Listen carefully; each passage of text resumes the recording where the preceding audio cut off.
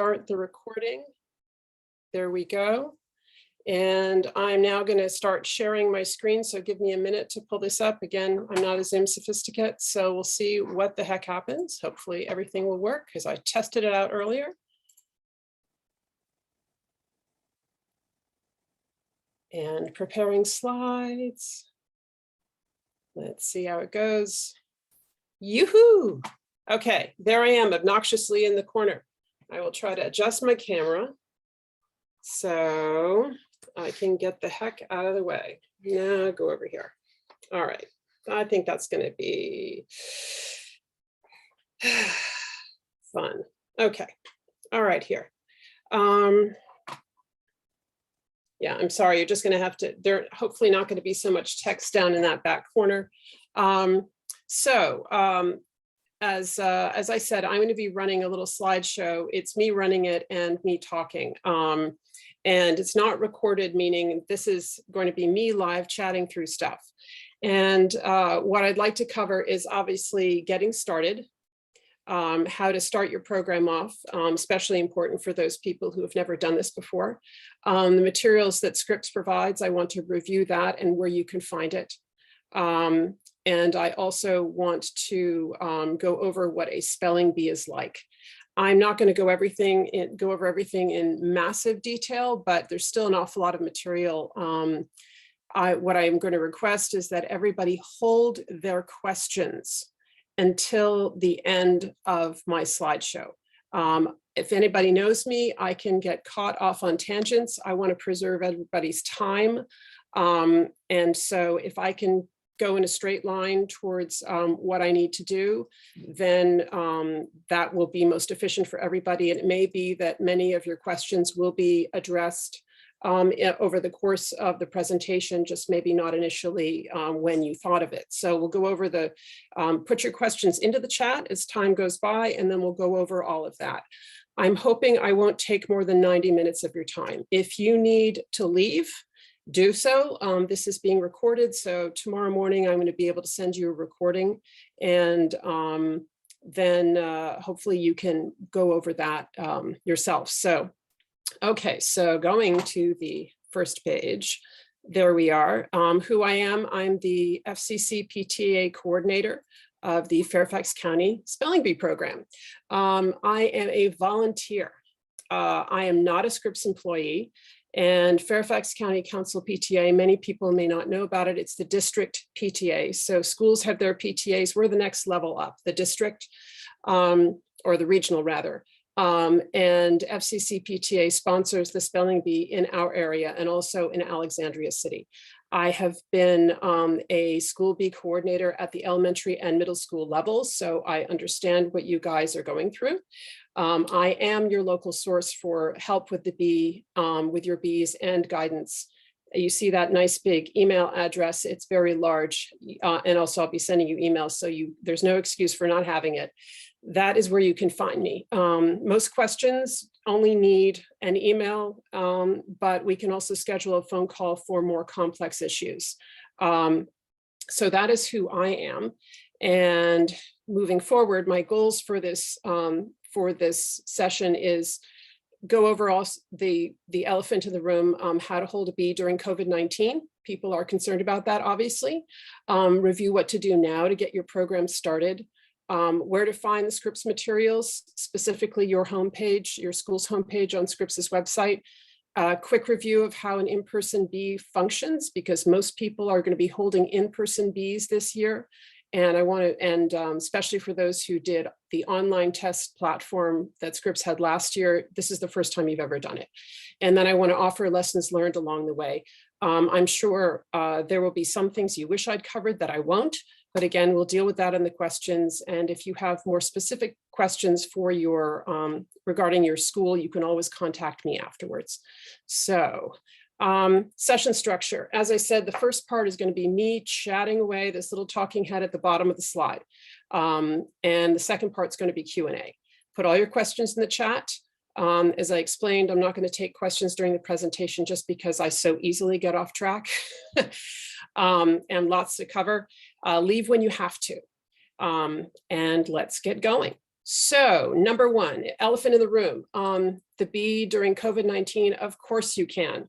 We even had the B program last year, but everyone was doing it online in various forms. So as you will discover, the system for the spelling bee that Scripps provides, because we are part of the Scripps National Spelling Bee program, is very flexible and adaptable. You have three options, and you can use these options in combination. The three options for holding a bee are, of course, the gold standard, the in-person bee, which, to answer the quick question of how to do it during COVID-19, everyone at an in-person bee will be masked until health regulations change, except for the speller at the moment of spelling. And we'll go into the details of that later, but that is the plan. That is how the Fairfax County Spelling Bee in March is going to be held. That's how I suggest you hold your in-person bees.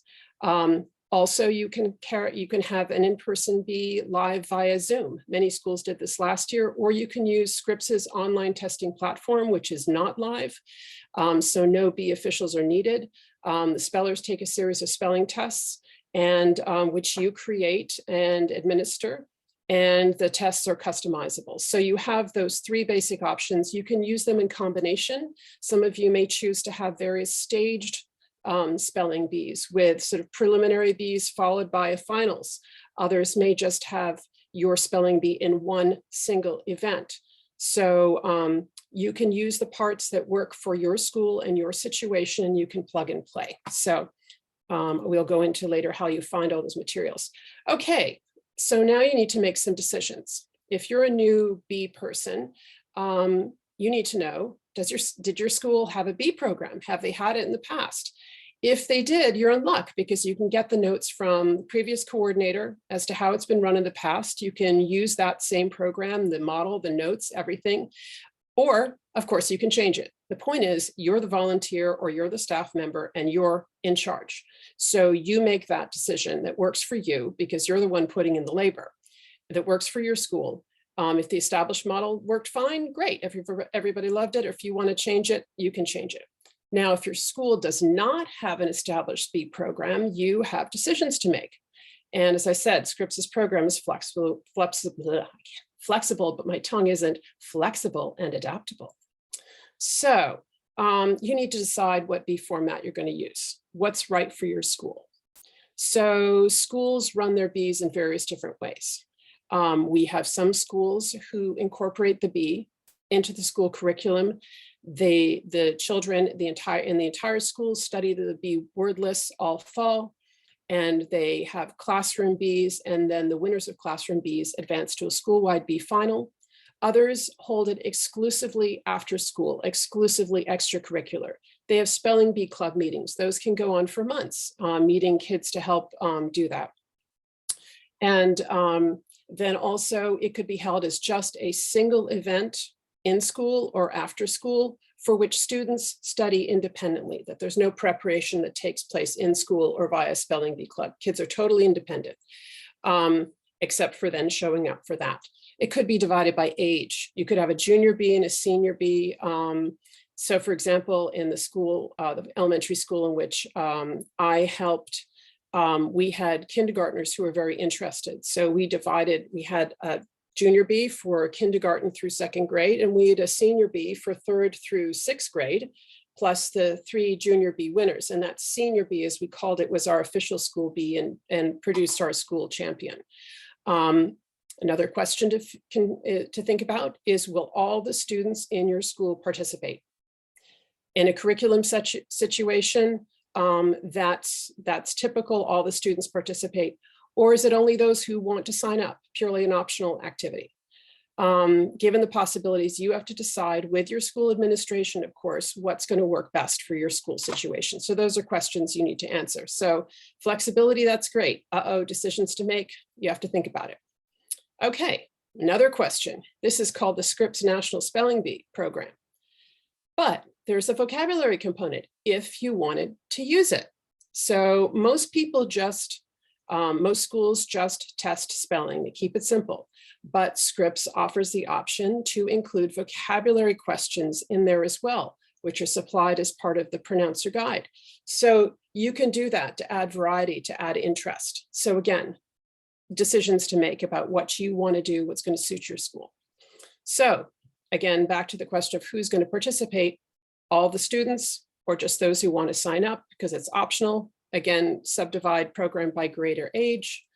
Or will maybe you're just starting out. Maybe you want to, meaning you're just doing this for the first year. You don't want to have the whole school involved, maybe just a subsection of kids.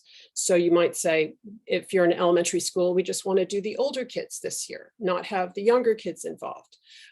If you're a middle school person, obviously you have grades 7 and 8. I just include them. These questions don't really apply for middle school in terms of limiting participation to a grade range. It really, that question really applies to the level of interest at your school or what you want to manage. So again, up to you. So you can see from what I'm bringing up that school programs come in all sorts of varieties, and all of them are acceptable and all of them are possible. Just depends what you, the volunteer or the school staff member, wants to run, what works for your program situation. Okay, now we've been with the what question, the who question. What about where? So where's your bee going to be held? If you're very concerned about COVID in your school situation, you might consider holding it outside or in a tent of some sort. Let me tell you, school bees generally are held January and February. It's cold, but if that's a situation that works for you, everybody can bundle up in their jackets, stand at a distance outside, and you can do it that way. It has been done.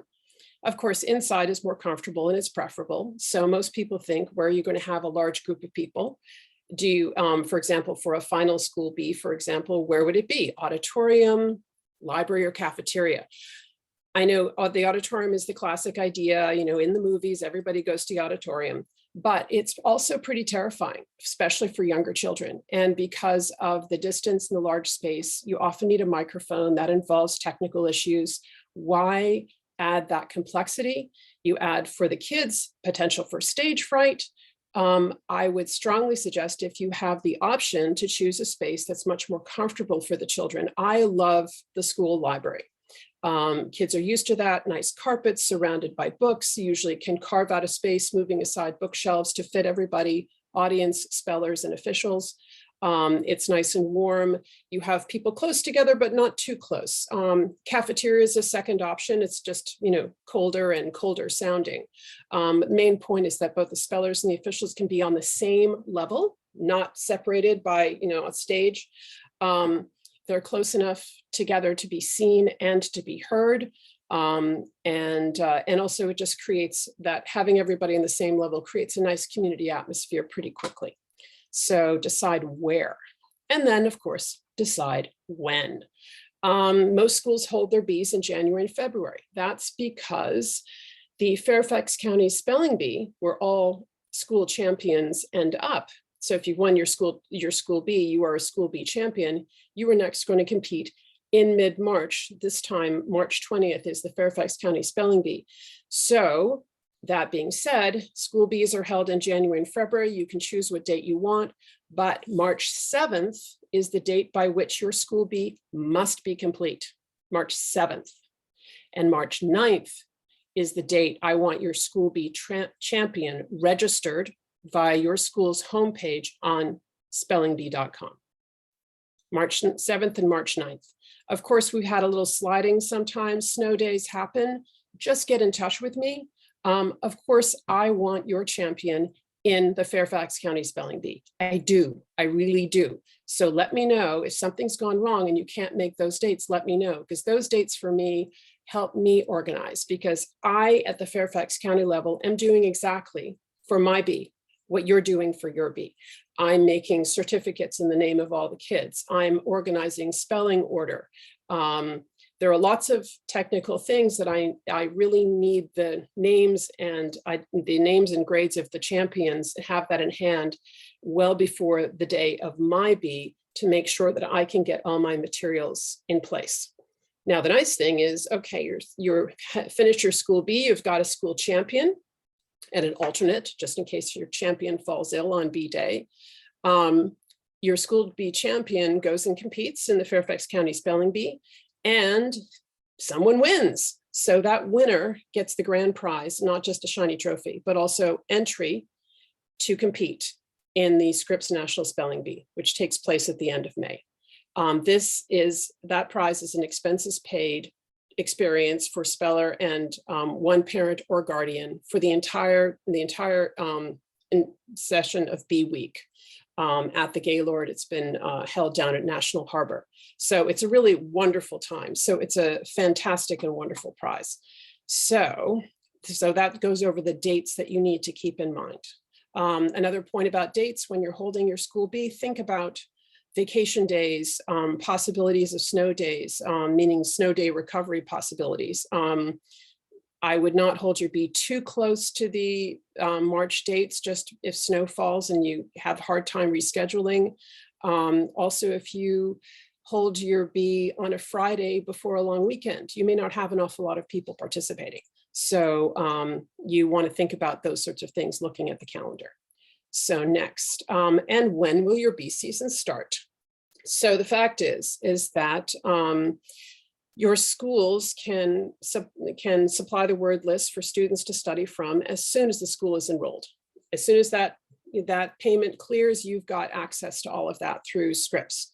And if your bee obviously is part of a school curriculum, most likely the students have been studying all fall. And if your bee is not part of the school curriculum, then you might want to think about, okay, do I want to create a bee season? And a bee season is usually 4 to 6 weeks prior to your spelling bee date. So count back. So this is why I'm saying at the bottom there, at 6 weeks, just to create momentum or create excitement, announce through the various channels you have for school, bee season is coming. And at 4 weeks, open registration and supply the word list. As you can see, my head's in the way. Supply word lists to your students so they can begin to study. Don't make bee season too long. Kids lose momentum. So the question is, why should students participate? The reasons you tell them: because it's fun. For the intellectual challenge, you learn new words, you test your memory, study hard, and see if you can replicate those hard studies when you get to the actual bee game. And the game is fun. You'll think of other good reasons, but that's sort of a start. It's a fun new challenge. And the reasons you tell their parents, of course, is it's the bee, studying for a bee or participating in it, increases vocabulary, it increases reading speed. It is a unique intellectual and performance challenge. And when you think about it, in school, kids are doing so much in groups. There are very few times when actually they have to stand up alone, unsupported, and be heard. And the bee is one of those things. They study those words, and then they come up and they're asked a question. They have to puzzle out if it's a word that they don't know. They have to use their skills or use their memory. They have to not be fazed by having a bunch of adults and the audience members staring at them and saying, and thinking, oh, the child make it through. It is a performance event. And the other thing is, as I say, there, a word learned is learned for life. Knowledge is power. These children who study and do the bee, they're gaining knowledge along the way, that whether or not they're able to show that knowledge at in the bee setting, they've learned those words, no question. And they can now read faster. They have a wider vocabulary. They have more confidence because they've gone through the bee setting. It adds so much personally.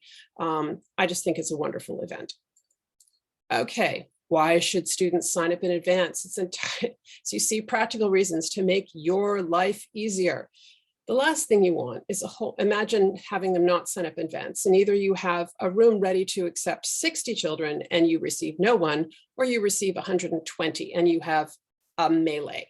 So you need to know in advance how many students to expect in order to properly prepare the space, how many chairs you need to prepare, the spelling competition numbers, the number of participation prizes if you're giving those, the number of water bottles.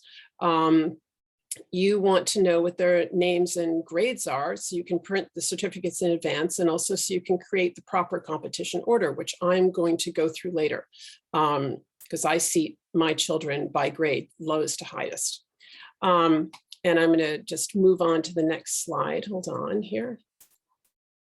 Oops, Sorry about that. Don't worry, we're going to get to those questions at the end, but I do see them. Okay, so how should students sign up? You use whatever system will work for you. Could be done by paper, could be registering via school or PTA website if the PTA is involved. Sign Up Genius. There are all sorts of different ways. I'm sure their school has various programs that involve children signing up or having parents rather sign their children up for them. So use that. And you need to know the name, obviously, of the child, the grade, parents' email addresses, because that's how you're going to communicate with them. Also important is any speech issues that the judges should know about. Ask the parents to supply, and maybe matters of orthodontia, or maybe this is the child, English is the child's third language. Anything, you want the parents to provide you with any information that might be relevant, that might affect how the judges are listening or hear a child pronounce a word or pronounce the letters of a word. And I would say consider closing the registration a week before the B, just so you won't have to keep on adjusting your numbers and printing extra certificates for stragglers. It makes the B a limited commodity, really up to you, but it just helps you sort of have fewer sort of unexpected attendees. And also it makes kids commit, have them commit to a project. So that's my general idea, just practical terms, have them sign up beforehand. Don't just make it a general all-comer, meaning you find out at the B event how many people are showing up. Okay, how will students prepare? When a student signs up, then parents are providing email addresses. So obviously that's your means of communicating with the parents. I would strongly suggest that you confirm that you've received that sign up by emailing the parents and attach or provide a link to the following documents. Don't worry, I'm going to go over this. Three of those documents you can download from Scrips's website, your school's homepage on spellingbee.com. We will go over that. Number one, the rules for local spelling bees. Number two, the word study list with definitions. And this is there are various versions of this list, but I would suggest you use the list that is the entire list. It's 1st through 8th grade. Even though we know kindergartners are allowed to participate in the B, Scripps provides a 1st through 8th grade list. Give them all of the word study lists. That is my advice. Also a document called Words of the Champions. That's for spellers who are more advanced. And also that is actually the spelling list that is used for the school champions to study for the Fairfax County Spelling Bee. So those 3 documents you're going to download from Scripps. The last one is an FAQ for parents and students that you create. Luckily for you, I have already created one, and I've used one. I've used a version of that document for years for both the elementary and middle school spelling bees. I'm going to provide that for you in an MS Word form so that you can look at it, see how much you want to use, edit it out, customize it for your own use. And it's an FAQ, as I said, for parents and students. And why is it important? We'll go through that. Oh, well, we'll go through that a little bit later, but let's go through Scrips's materials. So we will return to the Welcome to the Spelling Bee document, but let's go see where we can find the Scripps materials. Some of you may already have explored your school's website on spellingbee.com. Some of you may not even know you have such an information source. So what's following is a number of screenshots of important pages. I would strongly suggest, like do, that you go on your school's webpage and you click through everything that you see and look at all the resources. You can then choose to which resources you're going to use, but it's good to be informed about all of them. So log into your school's account on spellingbee.com. That's the account with which your school was registered for the program. So maybe you registered for the program, or maybe the principal registered for the program. There's a username, there's a password. If you didn't create this registration, you need to find out the username and password from the person who did. When you enter that information in, you'll land on your school's homepage. All of the materials you need are available here via download. And Scripps also has various helpful how-to videos. Scripps also has a YouTube channel. which has a whole variety of useful videos in addition to clips from the National Spelling Bee. So let's go to those screenshots. Well, a word about Scripps materials before we get to the screenshots. Liza should know what she's presenting here. Okay, very important. Scripps has prepared everything they provide on the website. It's all copyrighted. Nothing may be openly posted on any website.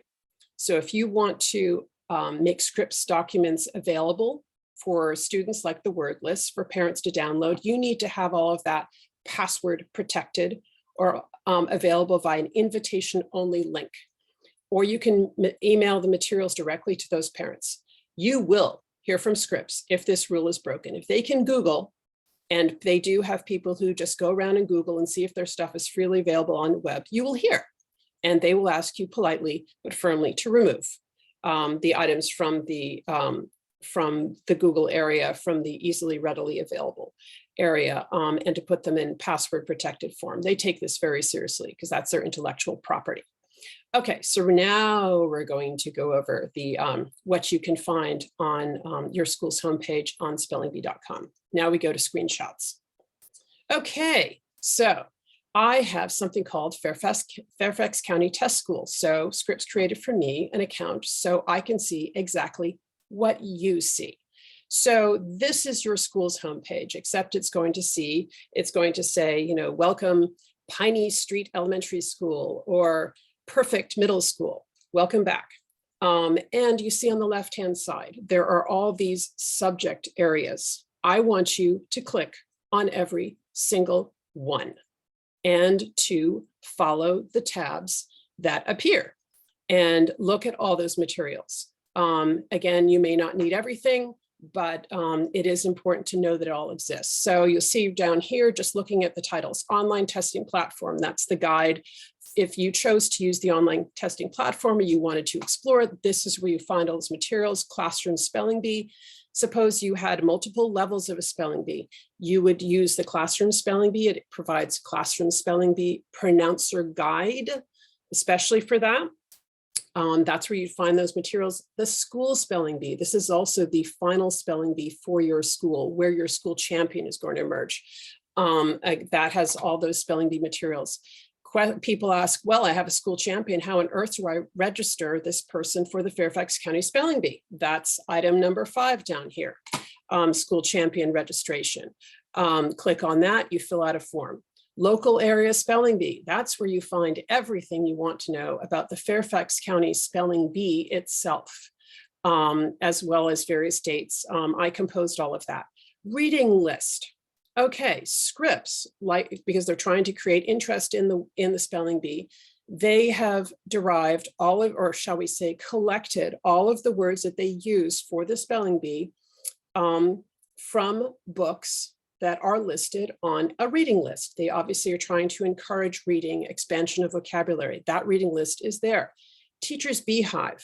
You should have noticed that if you registered your school for this program, you should be receiving, I'd say probably every 2 weeks, a newsletter from Scripps, or the person who registered, whose email address I have, who registered your school will be receiving that Beehive. So this is all the collected issues of the Beehive. It has helpful hints, it has date reminders. Bee Store, that's something new. Scripps has, they sell trophies and various things. You can see whether or not that appeals to you or your program. My Account are things like who registered, who paid, what's the address of your school, that kind of thing, and of course, log out.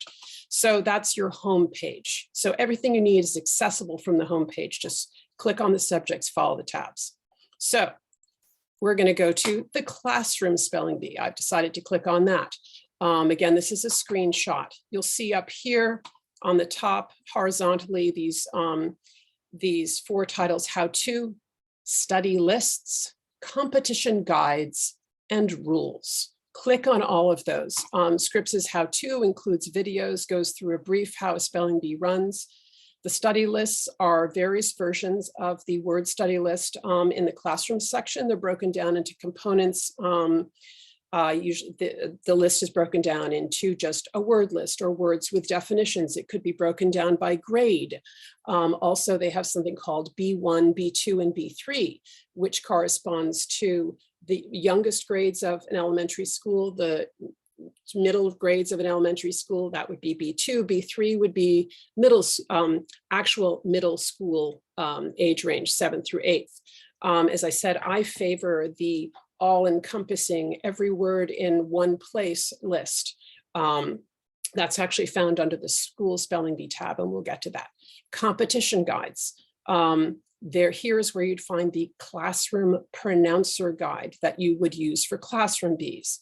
If, for example, you're also holding a junior bee, what we would do is we would use the classroom pronouncer guide for the junior bee, K through 2nd, which is what we did.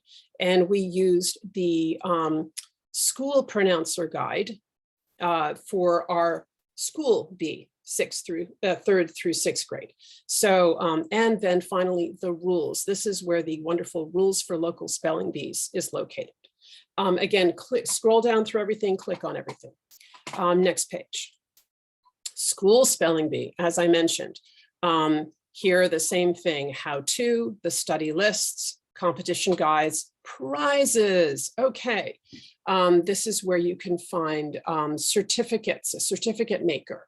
Also, your school bee champion wins, is entitled to a year-long subscription to Britannica Online. This is where you would download that certificate. So explore that. Also, Scripps has in the certificate maker various prizes or various certificates for, most poised or most sportsmanlike. And also you can customize certificates. So again, you can explore that, create a PDF, create a certificate, create a PDF, and then print it out at Staples or Office Depot on nice cardstock, and kids really love the certificates. Okay, so next page, so again, click on everything. So it says here study lists, school bee study lists. If your school will be spelling bee only, and you see here it's 20, this is an all-encompassing list, but you notice it's only 3 pages. Because there are no definitions, we want another list. This is the list I recommend you provide. Okay, next page. This is where you find it. You scroll down a little farther down study lists. We're still in School Spelling Bee. We're in the study list tab. I've just scrolled a little further down. This is the one you see. If your spelling bee will have spelling and word meaning. See the difference? If your spelling bee will be spelling only, they're providing you with the words, but with no definitions. But if kids don't know what the words mean, how do they effectively expand their vocabulary? This is the one you want. If the spelling bee will be spelling and word meaning, 2022 School Spelling Bee Study List with definitions, 24-page PDF. And that will start with the words, the easiest ones, the 1st grade level, and it will end with the hardest ones, the 8th grade level. And also, I'd mentioned earlier about Words of the Champions, which is a study list for your school spelling bee champion. You see this here down in the bottom. I would supply that to everyone from the get-go. Reason being, you have some very ambitious or energetic kids who may blast through that whole 1st through 8th grade study list. They need something more. Where do they get it? Send them to Words of the Champions. Scripps here is tricky though. With Words of the Champions, they only provide the words. They don't provide the definitions. You have to do the work. So, or rather you, the speller, have to do the work. But, and the other thing that you might want to keep in mind is that you have, at some point you're going to have a school spelling bee champion, and that person is going to need to study Words of the Champions. Why not have them study it from the very beginning, or at least have access to it from the very beginning, rather than cramming it in only a couple of weeks. So that's my thought. So there's where you find Words of the Champions. This is where you find the school spelling bee list with definitions. Okay, next page. Okay, online testing platform. Now, I'm guessing that most of you are probably not going to be using that this year, but of course, never say never. And it's always good to have variety or options. if health situation changes, or just it's nice for convenience. Again, suppose you're holding a several stage spelling bee, you could use the online testing platform for your entire bee, or you could use it for the initial stages to help you determine who's going to be in the finals. So this is where you find all of that information. I'm not going to go over all the details here. Again, Scripps has videos to help you with it. If you want to use the online testing platform, you go through this material and you still have questions, please contact me. I can go through it with you in the minutia involved in that. It's really not hard. Lots of people used it last year very successfully because Zoom bees were, bees via Zoom were still kind of hard to manage. So they did the online testing platform instead. The marvelous thing about it is that it doesn't involve finding volunteers to be bee judges, to be pronouncers. It's entirely automated. You create the tests and there are parameters to set what grade range you want, how long you want the test to be. The maximum length of a test is going to be 30 minutes. The only thing is that you have to rely on the kid's honor. It operates by honor code. I mean, in theory, you could have a parent looking over the child's shoulder saying that's the proper way to spell it. But the kids do sign an integrity pledge. There is no filming of them as they take the test. You could sort of have it require that everyone keep their cameras on and do it all at once. But anyway, if you want to use the online testing platform, do let me know and I can give you some of the lessons learned from last year to help you use it more effectively or more efficiently. So that's online testing platform. And last, local area spelling bee. So the big question I get is, when the heck is the Fairfax County Spelling Bee? See that right there, March 20th, 2022, the third line from the bottom. When's it going to be? What's it going to be like? Local area spelling bee, that tab is where you find all that information. It scrolls down quite a ways. It gives you all that information about what the county spelling bee is like, what the next steps are, also important dates about the program. Again, very important, coordinators of enrolled schools should feel free to contact Eliza with questions at any point during the school year. Happy to support first-time bee coordinators, lessons learned, et cetera, et cetera. Usually I do this by, by phone individually or via email. This is the first time I've done a Zoom setting. I hope you all aren't still asleep. Okay, so let's move on. Okay, remember way back when, I mentioned that you needed, when you were a speller registered, you were going to send them 4 things. You're going to send them the word study list, the rules, words of the champions, all of which you've downloaded from Scripps and attach or provide a link for them to access. And the other document, welcome to the spelling bee. So what the heck is that? Now I'm going to provide an example of this document available for you tomorrow. For download. I'm going to go over it in brief today and the reasons why you need it or something like it, and then what its content should be, or at least what I think its contents should be. And of course, what it is in your situation is up to you. So why do you need Welcome to the Bee? Because students and parents want to know what to expect. It reduces the kids' level of anxiety. It reassures parents that you're doing everything you can to make the bee a fun and fair experience for their children. It also is your chance to control the kids and the parents' expectations. So let's be frank, there are some parents out there who are deeply competitive on the behalf of their child. And also they may be confused that the spelling bee is not a game, but actually a replacement for a college application or an SAT for a 3rd grader. It's not. So you've got to set the ground rules. You have to tell them what it is and what it isn't. Take the pressure off the kids. I'm all for the great experience of the kids and to push back at the parents who try to make it into a highly competitive environment. This is a learning situation. This is a game. And also, so you tell them what the bee is, what it is not, and you inform the spellers and the parents of their responsibilities, like knowing the rules. Also, make sure to include your school's COVID-19 protocols, how you're going to operate your bee, because parents will want to know about that. So let's do a quick review of the topics in the sample document. So let's see, I'm going to, well, before I do that, well, no, I'll do that. Okay, so I'm going to stick on this page. So just very quickly, what I include in this document. So I say welcome, blah, blah, blah. Then I have it under two categories, preparation info and day of B protocol. So under preparation info, my first point is, do you have all your documents? This is their chance to tell me, no, I don't, or I don't know where to find it, or something like that. So, and I tell them this is addressed to parents and students, but really it's to parents because the parents are the ones reading. And I tell them, instruct them to download everything, print it out for the student. I define what the spelling bee is. Is it a spelling bee only? In our case, it usually is, but it could also, people do want to know whether or not it has vocabulary. Let them know that. I let them know, very importantly, that not all of the words in the spelling bee will be from the word list provided. That may be news to a lot of you. Hey, we've got the word study list. My kid is studying like crazy. And now you're telling me the spelling bee is going to include words that aren't from the word list? Well, let me tell you, the pronouncer guides, which are the competition guides used for the bees only, are about 300 to 400 words, depending upon which guide. First 225 to 250 are all from the study lists. First 225 to 250, depending upon the guide, are all from the study list.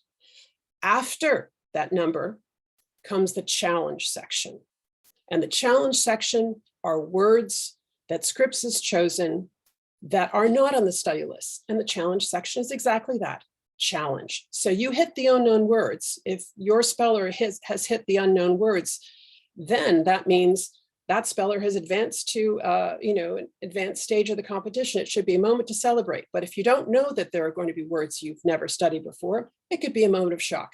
Tell the family in advance that not all of the words on the in the spelling bee may be from the word list provided. As the bee advances, as the words become more difficult, eventually the challenge words section will become a relevant issue. Okay, also, some parents may assume that because their student is a second grader or a fifth grader, that they'll only be tested on words that are at their official grade level. No, no, no. The B is a program in which the word difficulty ascends as the B goes on. You start with the easiest words and they gradually ascend in difficulty. So that means if you're a second grader, go through 2 rounds, you've gone through the second grade words, which means you may be on 4th grade or 5th grade words. So just because you're in a particular grade, don't study only those grade level words. That's why I have the students study, if they want to, all of the words. I give them all of the words so they have the possibility of studying them. But again, it's important to set that expectation so that parents understand that and students understand that, so no one gets upset by being blindsided. It is also the student and the parent's responsibility to be familiar with the rules for local spelling bees before the bee competition. I also let them know that I'm going to be reviewing those rules, the major ones, before the bee begins. So just to be familiar, we repeat, the important thing is to repeat information many times. I let them know a student can drop out, and that's okay, because the bee, at least in our school's case, is an optional activity. So if it's not an optional activity, you can omit this portion. Then it's also okay not to study. The bee is a game. The bee is a game. It's got sticky rules. It's an elimination game. Guess what? Everybody loses, only one person wins. Let's put it, really bluntly.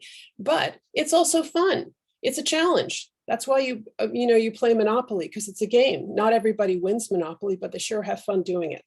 But it's okay not to study. Some parents may feel, oh, my child didn't study, therefore the performance might be bad. No, no, no, back off. Let your child have his or her own experience. Just let it be. Let the child go in there and experience the moment of performance, experience that moment of challenge. So if they studied, yay. If they haven't, that's okay too. It's a game. Then I go through the Day of B protocol, let them know what to expect when check-in is, what the speller should wear. Don't need to wear a ball gown or a suit. Comfortable clothes are great.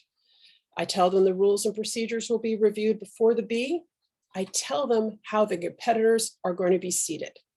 What's important, this is an important point for me. I seat them by grade level, so youngest to oldest, because I want everybody to have their best chance, since the easiest words will be in the beginning, the best chance to make it through at least the first round. So I don't want to have a sixth grader be speller number one. I want a first grader or a kindergartner to be speller number one. So I group them, for example, if you had an entire elementary school, kindergarten, first, second, obviously ascending. So the last spelling number will be a sixth grader. I also mix them up alphabetically within the grade. My last name is Morse. I'm smack in the middle of the English alphabet. But I had a parent come up to me and say, does my child always have to be last? And I said, why would your child be last? She said, because our last name begins with a V. And I thought, oh, you're right. You're always last. And everybody whose name begins with an A is always first. Well, no one should expect to be last or expect to be first. So I mix them up alphabetically, becomes a random order. I think that makes it fair. I let people know how the retirement process comes out, meaning if a word is spelled wrong, how a speller leaves the B. I go over that. The appeal protocol. So if someone objects, and not a speller, but a parent or an audience member thinks that a child has been disqualified erroneously, what that protocol is. I tell them every B participant will receive a prize and a certificate. And then most importantly, or really importantly, I say that all, at least in our case with our schools, all the B officials, they're volunteers and they're local parents, meaning be respectful if you please. Because some people think if it's a B official, it's a time, if they're feeling very competitive or annoyed, they might not be so pleasant. These are fellow parents. These are fellow members of your community. They've volunteered their time. Be respectful. And then obviously I give them my information, how to contact me if they have any questions. So that's the welcome to the B document. So I hope you understand that that does an awful lot in setting expectations. You're controlling the information flow, what your event will be.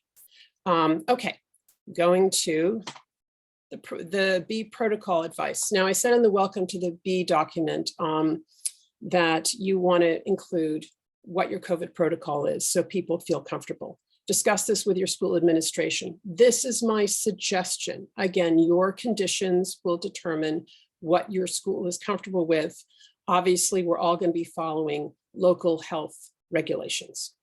So my thought is, if your school is in session at full capacity, full classrooms, your B could be also. Assume full masking of everyone during the event, spellers, officials, the audience. The only person who becomes unmasked is the speller who is spelling at the moment of spelling only. The speller pulls down the mask, the speller is standing up independently. Speller faces the judges, pulls down the mask, spells, so the judges can hear clearly and see the speller's mouth. The speller's mask replaces it immediately when they finish spelling. And since everyone else is remaining fully masked at the event and the speller is standing apart, that brief unmasking should not represent a concern. Again, that's up to you and your administration to determine if that is appropriate, but that's how we're going to be doing it, the Fairfax County Spelling Bee.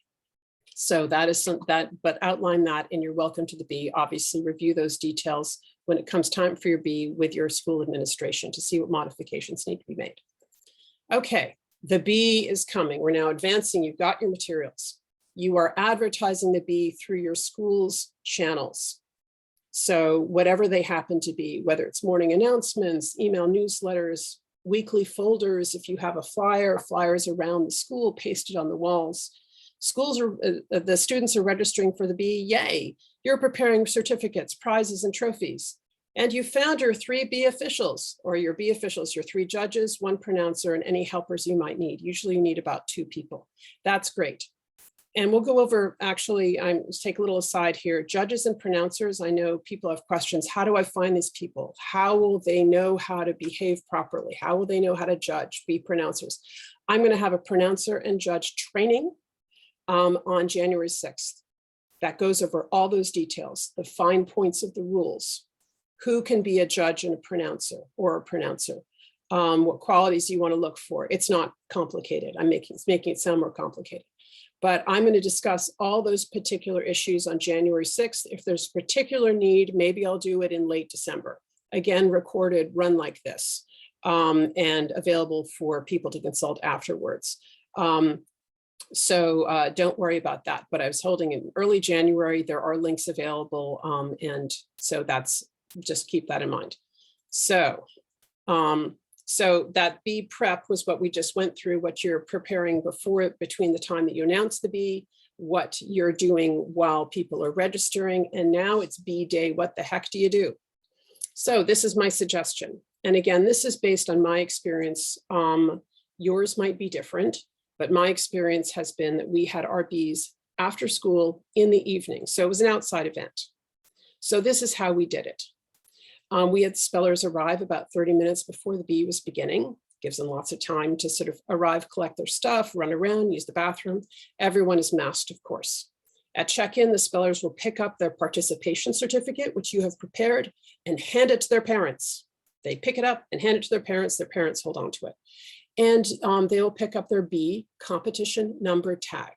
I know you see on television with the National Spelling Bee that often the spellers will have a really large placard that hangs around their neck by an irritating string. I would really not do that, especially for the elementary school level, because those placards, they make lots of noise and the kids fidget with them. Instead, use this adhesive name tag. You can go get them at Staples, something that's removable, write a number on it, have the child wear it anywhere they want on their shirt. It's not going to wreck the shirt and they're not going to fiddle with it. Makes it a lot easier. So the kids have been checked in or in the process of checking in. You have a volunteer helping perhaps. And while that's happening and they're milling around, you're going to meet briefly with your bee officials, your judges and pronouncer, just to make sure that everybody's clear about the procedure to answer any questions they might have to deal with things privately. Also, to perhaps, I didn't include here, if there are any pronunciation issues that have come up that you've learned about for particular spellers, letting the judges and pronouncer know that. For example, if a child has a lisp, that can affect the child's pronunciation. For example, of if it's a double S word, the S sound comes out as a TH, and that will affect how the speller repeats a word that they've heard or how they might say a letter. And if you want to know that sort of stuff in advance, just so a child isn't removed or dinged because the judges or pronouncer didn't understand that they were saying it as best they could. So having that kind of sensitivity is a useful piece of information. Okay, so you're met with your bee officials, you call the students to their seats 5 minutes before the program starts and settle them in. So you're going to give, this is my suggestion, before everything starts, your kids are all seated, you're not just going to go straight into the competition. You are going to want to give what I call a pre-bee speech. As you notice, I like speeches. So, and again, I have a document for you to consult. But this is the place where you're going to thank your administration, you're going to thank your volunteers, you're going to go over again so everybody around the spellers, the officials, the audience understands how the bee is going to operate. So the spellers know about the spellers' questions they can ask. I'm going to go into that a little bit later. What the most important rules are to be careful of. Go over the appeal process, end with some inspiring words.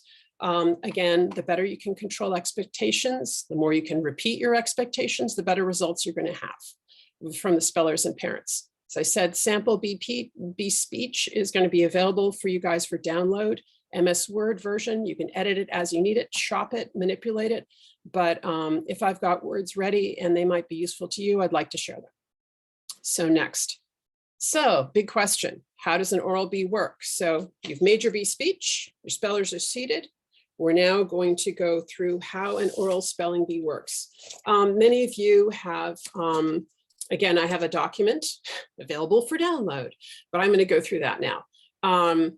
Many of you have seen the National Spelling Bee. A spelling bee at the school level or at the Fairfax County level actually is slightly different. It operates basically the same. The National Bee, actually, they can ask some questions that we can't at our level, that the rules do not allow us to ask. but the basic procedure is about the same. So I'm just going to go over it really quickly. So how does an oral spelling bee work? The bee happens in rounds. A round ends when every speller has had the chance to spell once. To begin each round, the pronouncer will call up the spellers one at a time in numerical order. So imagine your spellers are sitting in rows. So the pronouncer will say, speller number 1, please stand. The pronouncer will then give the speller his or her word. The pronouncer this happens at the elementary school level. It might be helpful really then for the pronouncer to use that word in a sentence. Traditionally at the Fairfax County level, our pronouncer is just going to give the word and then be quiet and wait for the speller to ask questions. But I always think it's helpful and considerate to give the speller his or her word, and the pronouncer will then use it in a sentence. It is then highly advised for the speller to repeat the word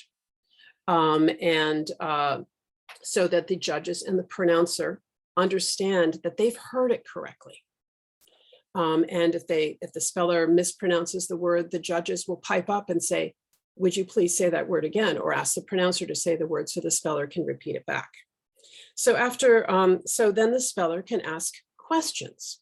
Not everybody does, but this is the information a speller can ask for. They can ask to have the word repeated, to repeat the sentence, for the word's definition, for the part of speech, any alternate pronunciations, and with the school bee, they can also ask what language it's from.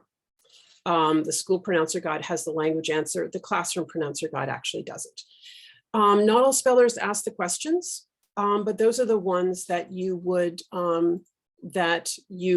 the speller can answer. Fortunately for the pronouncer, that person doesn't have to operate spontaneously. All that information, all the answers to those questions is right in the pronouncer guide. That person should not be spontaneous in any way. Just answer the question based on what's in reading from directly the pronouncer guide. So after a reasonable time, the speller has to spell the word. Reasonable determined by the pronouncer and the judges. The person is not going to wait 5 minutes. Usually ask the questions, and usually after about 30 seconds, they then go on. It is recommended, but not required, the speller repeat the word again just before spelling. This helps the speller focus his or her mind, and it signals to the judges that the spelling is about to begin. The speller then spells. The speller waits for the judge's verdict. The judges will confer and compare the results. The pronouncer will look at the judges for their decision. If the word was spelled correctly, the judges will signal to the pronouncer with a nod, with a glance, and the pronouncer will say, that is correct, and the speller will sit down. If the word was spelled incorrectly, one of the judges will ring the bell, or whatever form you have to indicate there was an error. And the pronouncer will say, I'm sorry, that is incorrect. And then she or he will give the speller the correct spelling of the word. The speller will then sit down. If the speller spelled correctly, he or she will stay seated until his or her next turn is called. If the speller spelled incorrectly, she or he has retired from the bee. Now you could have spellers go out individually at the moment that they misspelled to go out. I prefer to retire them in groups and clap them out. And we can go through that. So that if the speller is spelled incorrectly, I say here the speller will stay seated and wait until the MC calls his or her number to receive her prize, his or her prize.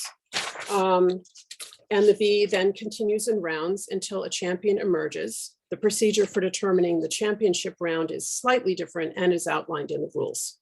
So that's the fundamentals of how a spelling bee works.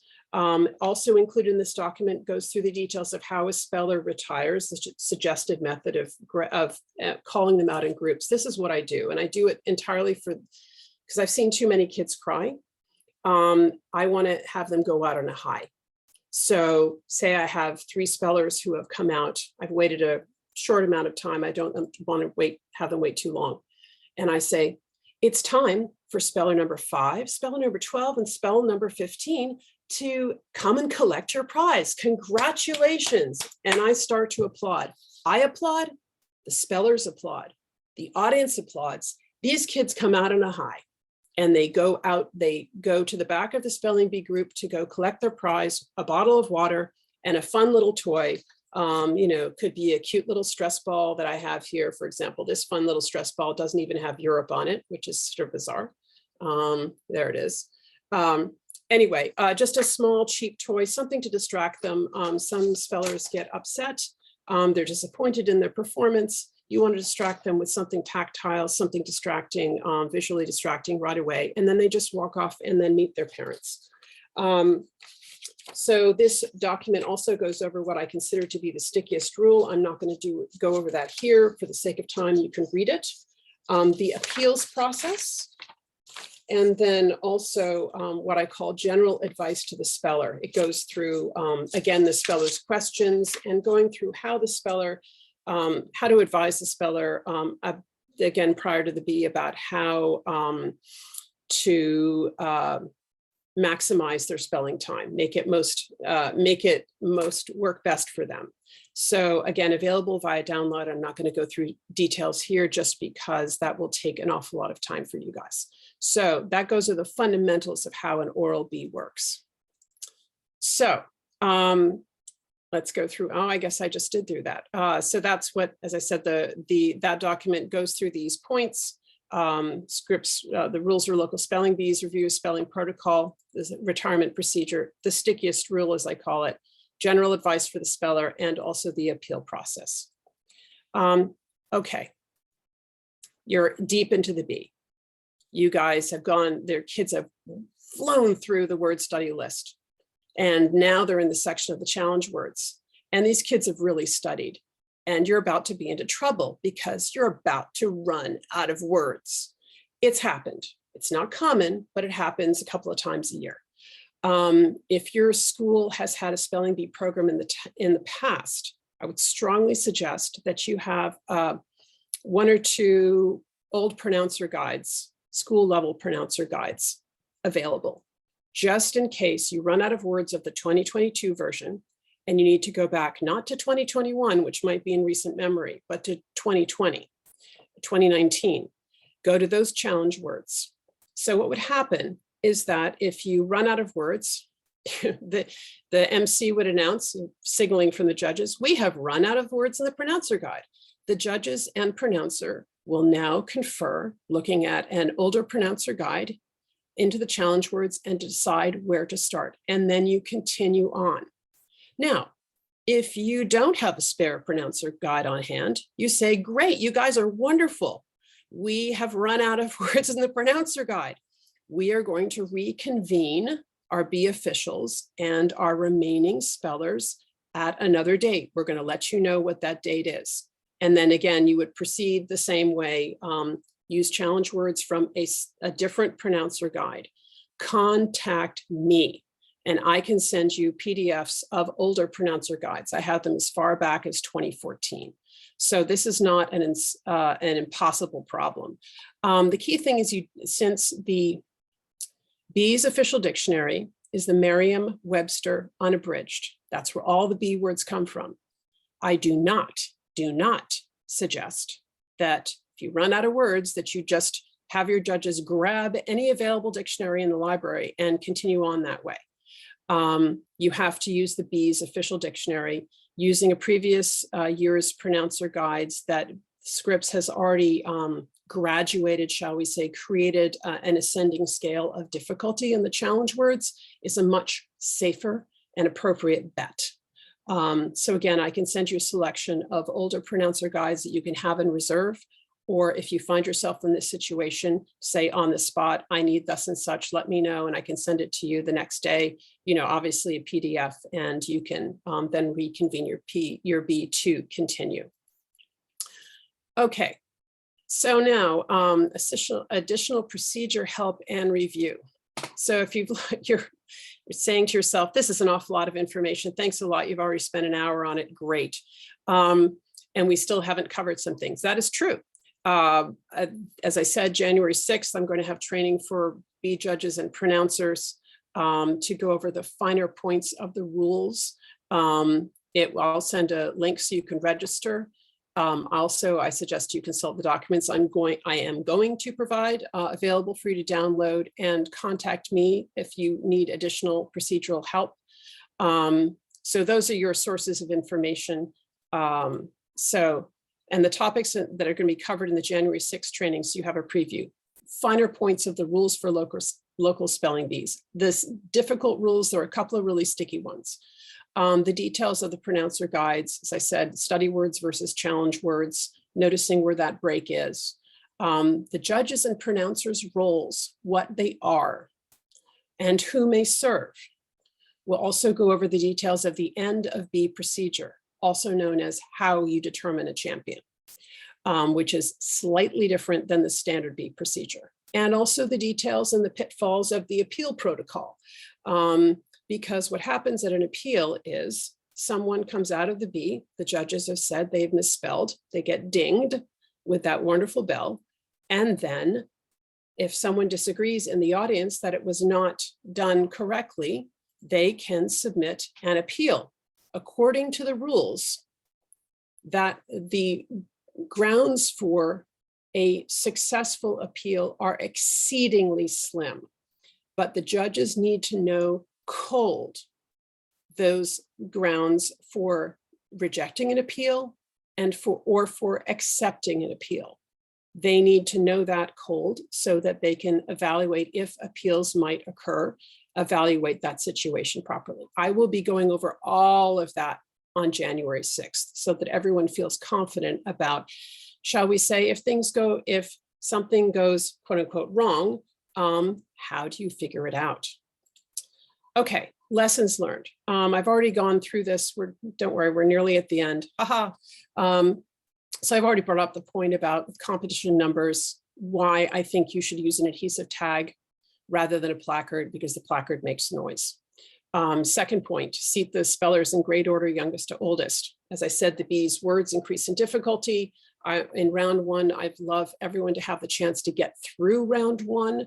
And the least experienced spellers are going to be the youngest ones, most likely. Have them seated in the beginning, youngest grades to oldest grades. And also don't seat spellers in alphabetical order. I've already gone over that. So I will skip through this page. Lessons learned, speech impediments. Okay, again, important. I've gone over this a bit. Many children have orthodontia, speech impediments, or maybe English is not their first, not even their second, not even their third language. They have so many different languages. It's wonderful around here in Fairfax County. People are from all over and so much language capability. Okay, and obviously that's going to affect how, if a child has any of these speech features, it might affect how they articulate when they spell. And very importantly for spelling bee, may affect how well they are understood by bee officials. Find out that information from parents. Ask them if the child has a speech feature the judges should be aware of. But sometimes parents aren't aware their child has a speech feature. I am one of those parents. I had no idea that my daughter spoke in a way that wasn't easily understood, because I understood her. But your school speech therapist, middle school or elementary school, actually, I learned this from working with a speech therapist, they actually know which students do have speech issues. They are informed by teachers, and they're usually quietly watching them if that's someone, if someone might need a therapeutic intervention. And again, some parents may not be aware that their child could benefit from that. So when you have the list of registered students, I strongly suggest you show that list, email it to the school speech therapist, and ask if there is anyone on that list who has a speech feature that might affect how that child pronounces or enunciates. Again, notify the judges and pronouncer just before the bee begins, which spellers may have pronunciation issues. Let me get out of the way of the text. And the goal is not to exclude a speller because of an unknown speech feature. You just want to be as fair as you possibly can and understand that. And every parent, I would think, would recognize you're taking care to understand the child in the verbal position in which they are. Bee prep advice, awards, I've already gone over this a little bit. Use Scripps' certificate maker. Don't remake the wheel. You can use that certificate maker and create some very nice certificates, make PDFs, print them out. Okay, awards for your champion speller. Britannica Prize is available for the champion through the prizes tab in the school spelling bee heading. That's where the champion certificate also is, and the participation certificates and any other sort of fun, as I said, poise awards, sportsmanship. They all look great when printed out on color stock. Kids like to have them, parents love to have their kids have them. Also, if you're going to have trophies, it depends upon your budget. Trophies can be cheap, they can be expensive, depends upon where you go and how big they are. So if you want a trophy, I would suggest you go to hastyawards.com. They make good things, they're inexpensive and they're quick. So that has worked for me. Participation prizes, as I said, it doesn't have to be anything major. It could be this, cute, funky little stress ball. Something minor, just something tactile, visually interesting. Something funny with this little stress ball here. As I said, it doesn't have Europe on it. And I can't even show you here because my hands, everything's backwards. But I didn't realize it didn't have Europe on it until I received my little stress balls from Amazon, thought they were great, handed them to my then sixth grader. And she said, "Mom, where's Europe?" And I thought, oh my God, it doesn't have Europe. Can I even use these?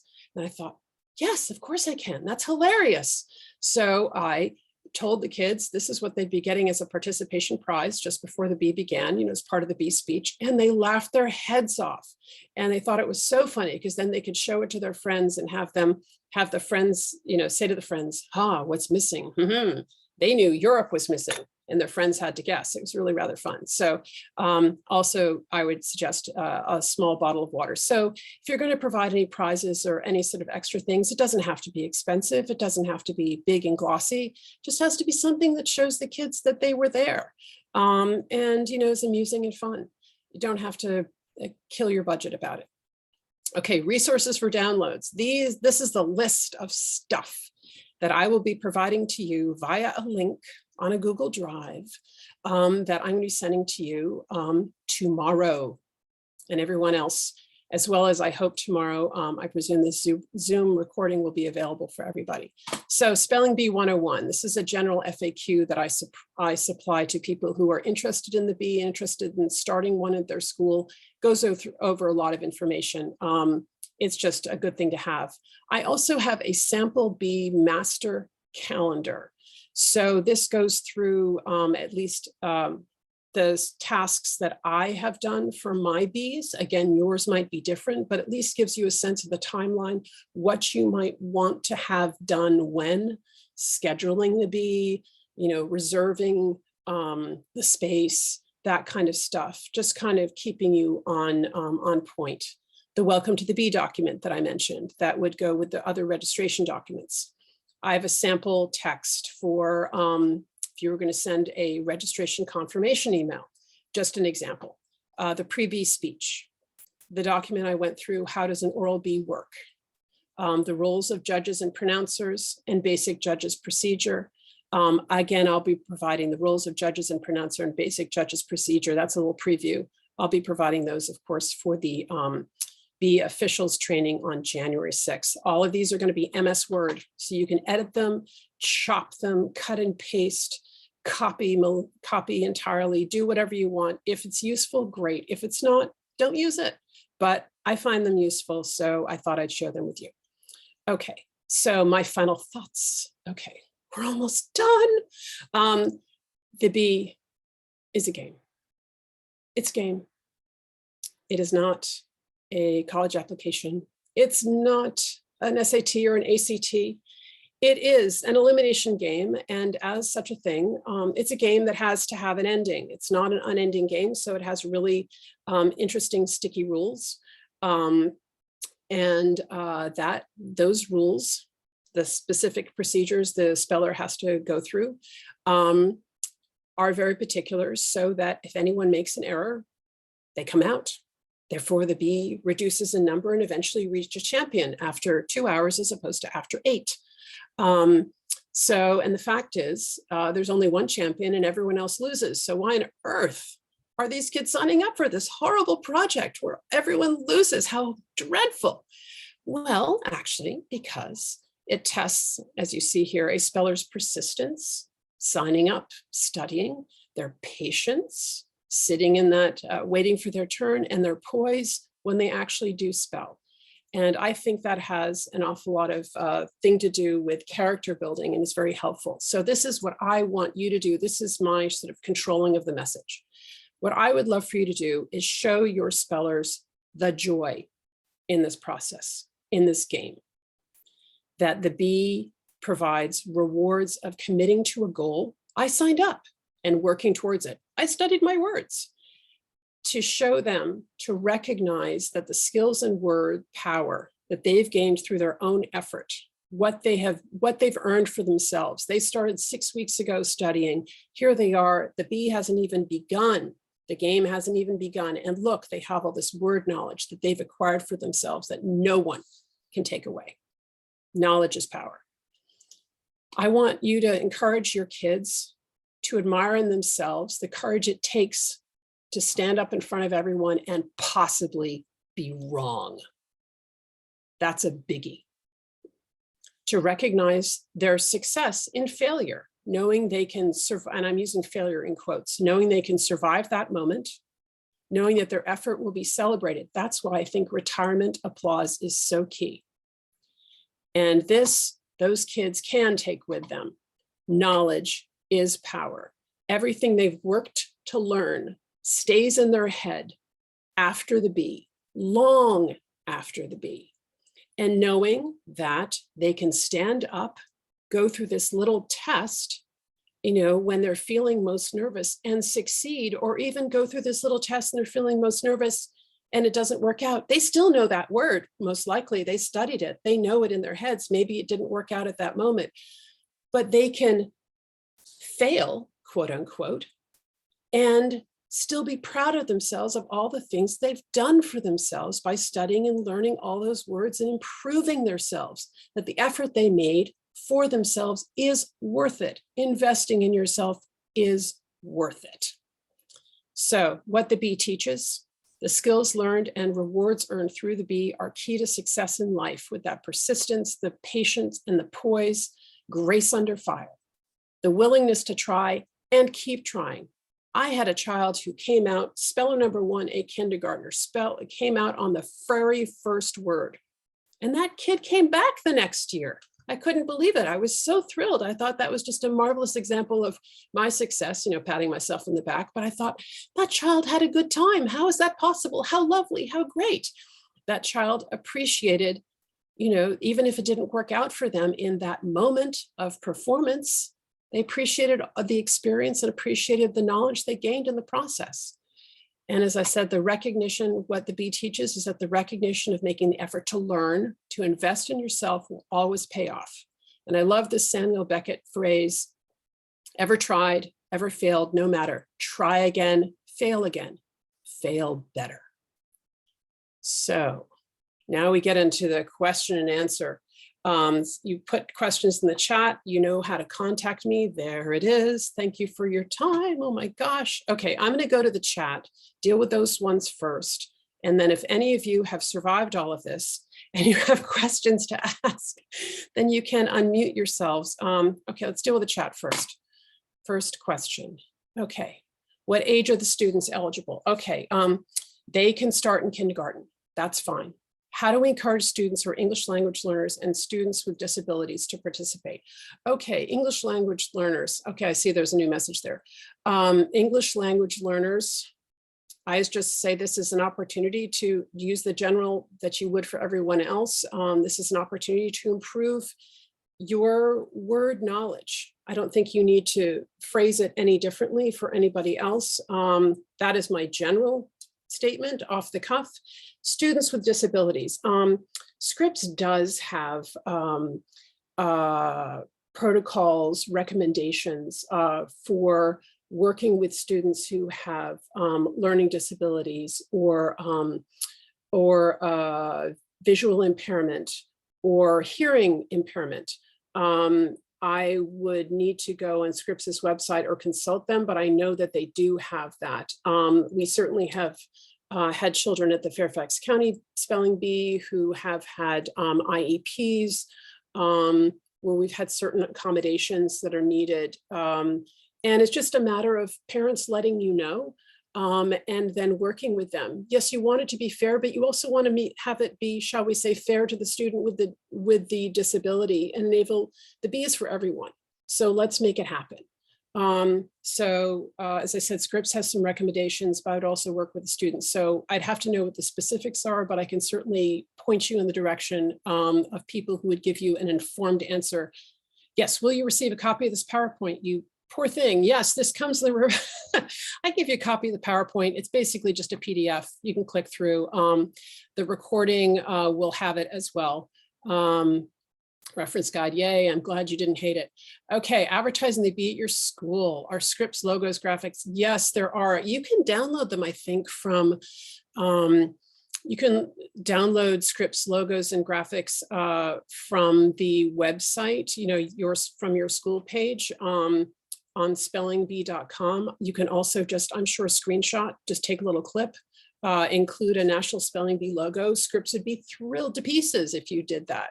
Any pointers about running a spelling bee club at school? I actually don't have any spelling bee club pointers because I have never done it. But, you know, my basic, again, off the cuff of me, the uninformed, would be, you know, have 4 sessions, you know, limit it to 30 minutes, you know, how much attention span the kids have. You know, say now we're going to go through the 1st to 2nd grade levels, you know, just break up the word list, do it that way, maybe. Yay, another compliment. That's great. Okay. Will Scripps or county have any vax or testing mandates? Scripps doesn't, but the Fairfax County, if we're talking about the Fairfax County Spelling Bee, Fairfax County Spelling Bee is taking place at the at Lake Braddock Secondary School. So we're on Fairfax County public school grounds, and all health regulations that are in force on March 20th will apply. So vaccinations or testing, if your child, I would say if your child is cleared to attend school on Friday, they should be cleared to attend the spelling bee on the Sunday. That's my basic point.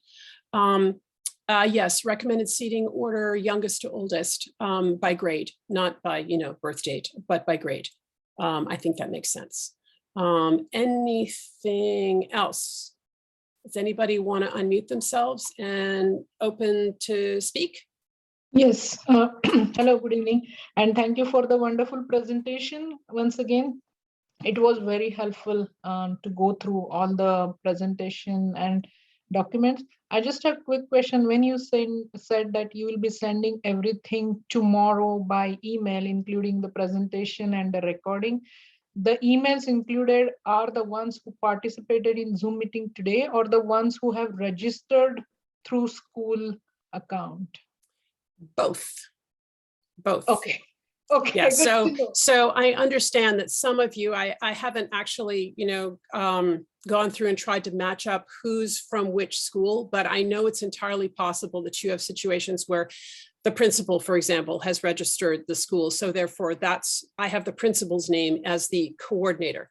I don't know the principal's not the coordinator, but that's how it is. And the individual actually running the bee is someone different. So I will use the emails of you guys who have attended, plus the emails of every school coordinator of the schools who are currently enrolled, so that everyone will have access to that. And I know that also sending an email with an attachment often gets chewed and spat out by your work email, if that's the email you have.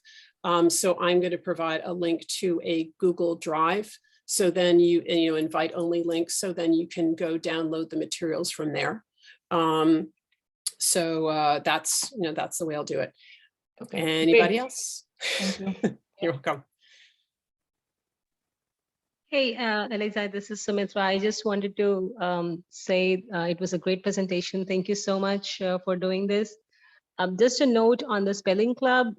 So my younger daughter's school, they have registered, they wanted to do the spelling club, but they did not want to do it in school because it's difficult to reserve a room or something. So we ended up running the spelling club on Zoom, and my older daughter, who's a freshman, is volunteering her time to run it. So we do it every 2 weeks. For 1 hour, we split it into 2 groups of junior and senior kids. That sounds fantastic. And for those of you who aren't aware, Sumitra is the mother of Akshita Balaji, who was our Fairfax County champion twice, including this past year. And she made it to the semifinals at the Scripps National Spelling Bee. So pretty incredible. Just Akshita has an incredible work ethic and fantastic girl, fantastic family. So Sumitra, I'm thrilled that you're doing this. Thank you. I was also about to ask if you had any pointers for people like us who are volunteering and also have kids participating. How do we maintain, the integrity of it? That is important. I think just be as upfront about everything as you can. I mean, I know your younger daughter is a very strong speller. And I think the only way you can really separate it, quite frankly, because of course, lots of people who are involved as coordinators do have children in the program. That's how they got interested, how they got involved. I would strongly suggest that when it comes down to downloading the pronouncer guides and providing them to the pronouncers, you assign that to somebody else, because the pronouncer guide is the competition guide. And that's embargoed entirely until it's only revealed at the moment of the competitions. Delegate it that way and make it clear to people that you're delegating it, just in case anybody has some vague suspicions. I mean, there's no way you can separate it completely, but people have to trust your honesty. They have to trust your integrity, but I'd say that would be the big step in having someone else download that material and provide it to the pronouncers beforehand so they can prepare. Just keep yourself out of that one. Anybody else have any questions? Sorry, I just, because Sumitra explained it so well, it seems very interesting. Is it possible she could give us some pointers to start spelling bee club at our school? Yeah, sure. I can do that. You can just email me. I can drop my email here. You can email and I can help you out with that. Okay. That sounds perfect. Yeah. Okay. Thank you so much. I like to have people who are experts who are not me, because I'm not an expert in everything. I only know what I know. And the whole point is to expand that knowledge and, share this information. Let me look in the chat and see if there's any other questions there. Okay. Dave asked, best way to contact me by email. My email is spellingbeechair@fccpta.org. It's in a couple of times in the presentation as well. Okay, listserv where coordinators can share ideas or ask questions of each other. That is an excellent question. I don't have such a thing set up. I think in Spelling Bee World, and Sumitra can speak to this probably more effectively than I can. In Spelling Bee World, there I'm sure is such a thing. You might be able to find that via Scripps. Have I organized such a thing? I have not.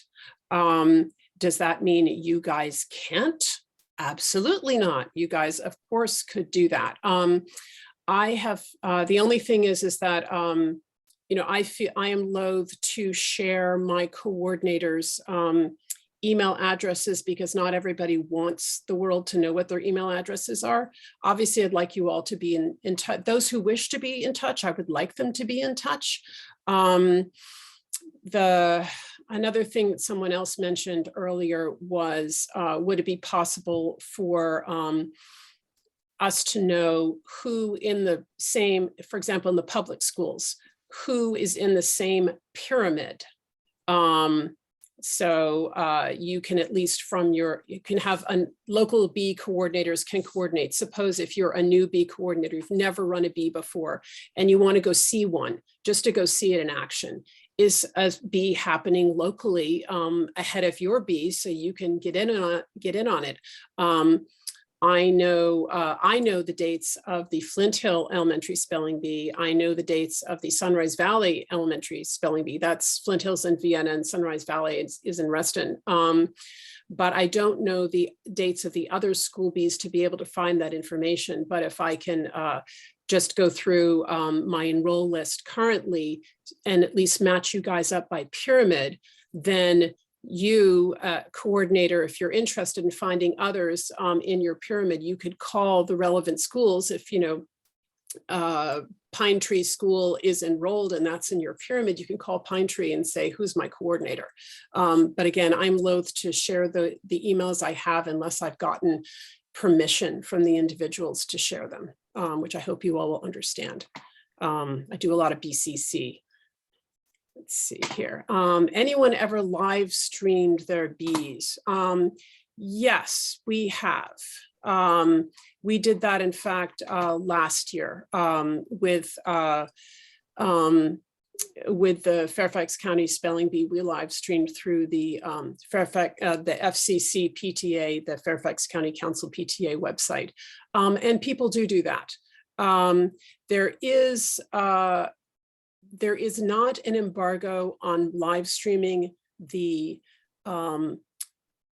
school spelling bees. There is an embargo by Scripps on live streaming the regional level spelling bees, which is what the Fairfax County spelling bee is. So we may not be able to do that depending upon the date. It's just a matter of camera setup, but absolutely you could try to set that up. There's no rule against it. Let's see, something else in the chat here. McNair Elementary did a live stream on Facebook a few years back. Yeah. So anyway, if you guys don't have any other questions, we can all relax for the rest of the evening. Please, again, feel free to get in touch with me at any time. I'm your local source. If you're having any technical issues with your website, with your school page on spellingbee.com, or with the online testing platform, Scripps, you can contact Scripps through their Contact Us feature via your school's homepage. They respond within 24 hours. They're really great. You can also let me know. I can contact them. But usually I'm the person that people contact first. I'm an at-home parent. I'm regularly available. I've got stuff to do, but I check my email obsessively. So, so if it's an easy question, I can answer it by email. If it's not an easier question, then I'll suggest a phone call. Yeah, so let's see, anything else here in the chat?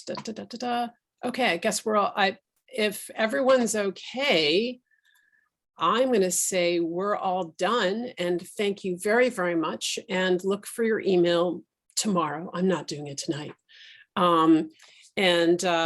Look for your email tomorrow with those links to those documents, manipulate them madly, use them if they're useful, and start to have fun. And for those of you who are highly nervous, I hope this has allayed some of your nervousness, but of course, give me a call if you need reassurance, you need extra assistance or anything like that. No question is a dumb question. The experience you have may be something I've never heard of before, or that someone else, that I have heard of and I can, solve pretty quickly. I want people to be happy. I want you to feel confident. I want you to feel comfortable. And I want your kids to have a really, really good time. And if my volunteer or my coordinator is not having a good time, that's not a good start. So let's make it right for you guys and make it right for the kids. And then hopefully everything will be great. So anyway, good night, everybody. Thank you for sticking with me. I'll see you later. Bye-bye.